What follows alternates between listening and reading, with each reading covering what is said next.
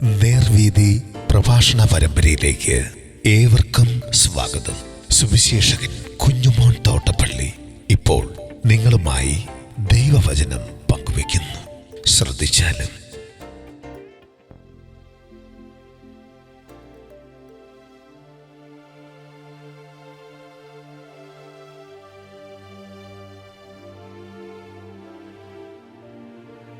വിശ്വാസം മൂലം ഉപദ്രവം.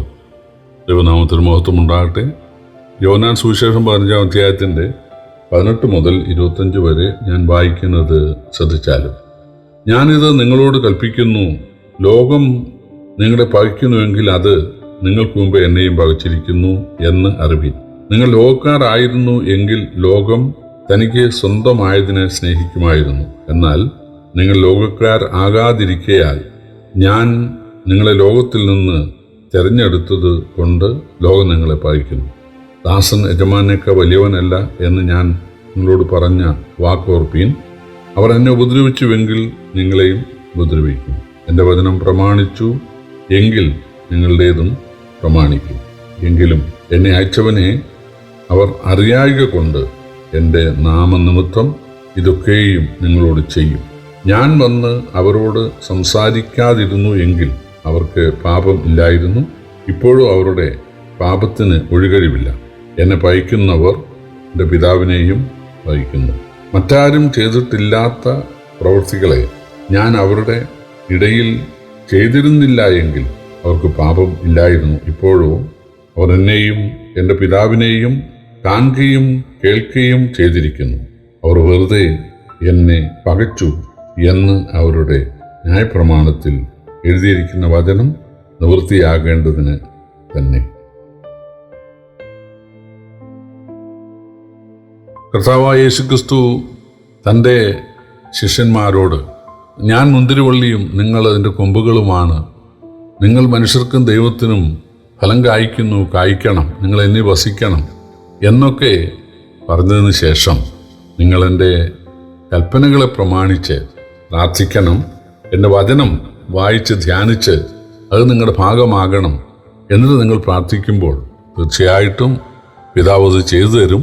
എൻ്റെ കൽപ്പനയിൽ ഏറ്റവും പ്രധാനപ്പെട്ടത് എളിയവരെ സ്നേഹിക്കുക, അതായത് സഭയെ സ്നേഹിക്കുക, നിങ്ങളുടെ ഇടവകയെ, അതിലെ വിശ്വാസികളെ സ്നേഹിക്കുക എന്നുള്ളതാണ് എന്ന് കർത്താവ് പറഞ്ഞിട്ട്, അങ്ങനെ നിങ്ങളെന്നെ എളിയവരെ നിങ്ങൾ സ്നേഹിക്കുന്ന പക്ഷം ഞാൻ പറയും നിങ്ങളെൻ്റെ സ്നേഹിതന്മാർ.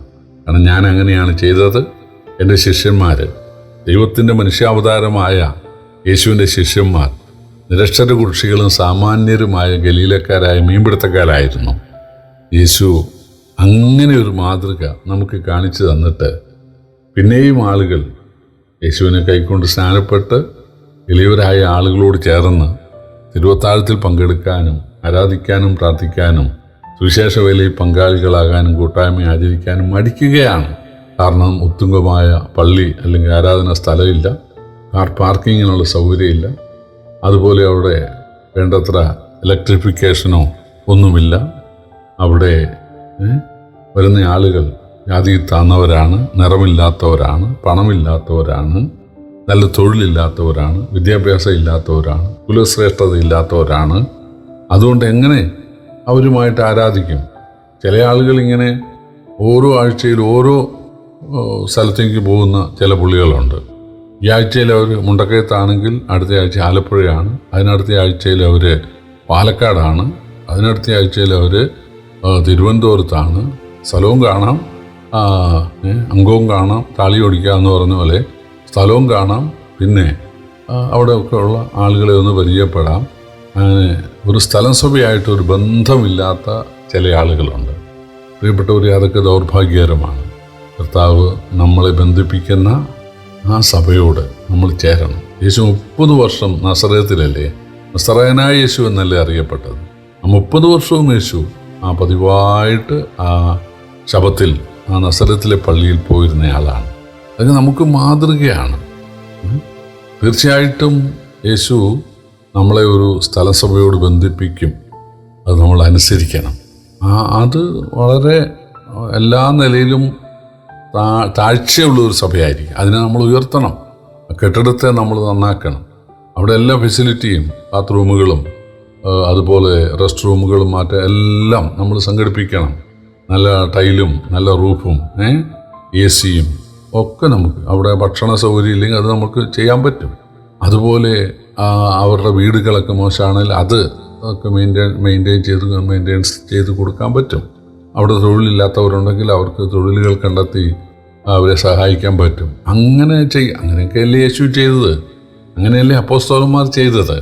തീർച്ചയായിട്ടും കർത്താവ് നമുക്ക് കാണിച്ചു തരുന്ന, അല്ലെങ്കിൽ നമ്മുടെ ഏറ്റവും അടുത്തുള്ള ആ സഭയോട് ബന്ധപ്പെട്ട് അവരെ ഉയർത്താനായിട്ട്, അതല്ലേ സ്നേഹമെന്ന് പറയുന്നത്. സ്നേഹം കൊടുക്കുന്നതല്ലേ, സ്നേഹം ആഗ്രഹിക്കുന്നതല്ലല്ലോ, കിട്ടുന്നതല്ലല്ലോ. അവരെ സ്നേഹിച്ച് അവരെ ഉയർത്തുവാൻ നമ്മൾ മനസ്സ് വെച്ചാൽ കാര്യങ്ങളുടെ സ്ഥിതി മാറും. കർത്താവിന് വലിയ ഇഷ്ടമാകും. പക്ഷേ ഇങ്ങനെയൊക്കെയുള്ള ആളുകളെക്കുറിച്ച് കർത്താവ് പറയുകയാണ്, ഇതൊക്കെ നിങ്ങൾ ഈ നിലയിൽ വളരെ നിലവാരത്തോടുകൂടി ചെയ്താലും ലോകം നിങ്ങളെ പകയ്ക്കും. എന്നെ അവർ പകച്ചു, നിങ്ങളെ പകയ്ക്കും. എന്നെ എൻ്റെ പിതാവിനെ അവർക്ക് അറിഞ്ഞുകൂടാ. ഇത്രയും അത്ഭുതങ്ങൾ അവർ കാണുക ഞാൻ ചെയ്തിട്ടും അവർക്കൊരു തിരിച്ചറിവുണ്ടായില്ല. അതുകൊണ്ട് തീർച്ചയായിട്ടും അവർ വെറുതെ എന്നെ പകച്ചതുപോലെ, അങ്ങനെ വാക്യമുണ്ട് പഴയ നിയമത്തിൽ, നിങ്ങളെയും വെറുതെ പകയ്ക്കും. ലോകത്തിൽ നിന്ന്, നിങ്ങളുടെ അയൽക്കാരിൽ നിന്ന് നിങ്ങളൊന്നും നല്ലത് പ്രതീക്ഷിക്കേണ്ട. കാരണം അവർക്ക് ആ തിരിച്ചറിവില്ല. അവരെ അതിന് സഹായിക്കാൻ അവരുള്ളിൽ ദൈവം വസിക്കുന്നില്ല. അതുകൊണ്ട് അവരിൽ നിന്ന് ഉപദ്രവം മാത്രം നിങ്ങൾ പ്രതീക്ഷിച്ചാൽ മതി എന്നാണ് കർത്താവ് പറഞ്ഞത്. എന്നാലും നിങ്ങൾ എന്ത് ചെയ്യണം?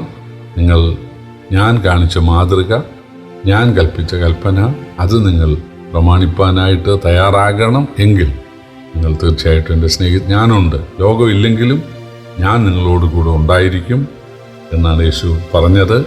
പ്രിയപ്പെട്ടവരെ, ഈ യോഹന്നാൻ സുവിശേഷം 15-ാം അധ്യായം വളരെ പ്രധാനപ്പെട്ടതും വളരെ ആത്മീയ സത്യങ്ങൾ നിറഞ്ഞതുമാണ്. അതുകൊണ്ട് യേശു ആകുന്ന ആ മുന്തിരിവള്ളിയോട് ചേർന്ന് യേശുവിൻ്റെ അതേ സ്വഭാവമുള്ളവരായി, യേശുവിൻ്റെ അതേ ഫലം പുറപ്പെടുവിക്കുന്നവരായി തീരുവാൻ ദൈവം എല്ലാവരെയും സഹായിക്കട്ടെ. കർത്താവിൻ്റെ വിലയേറിയ നാമം വാഴ്ത്തപ്പെടുമാറാകട്ടെ.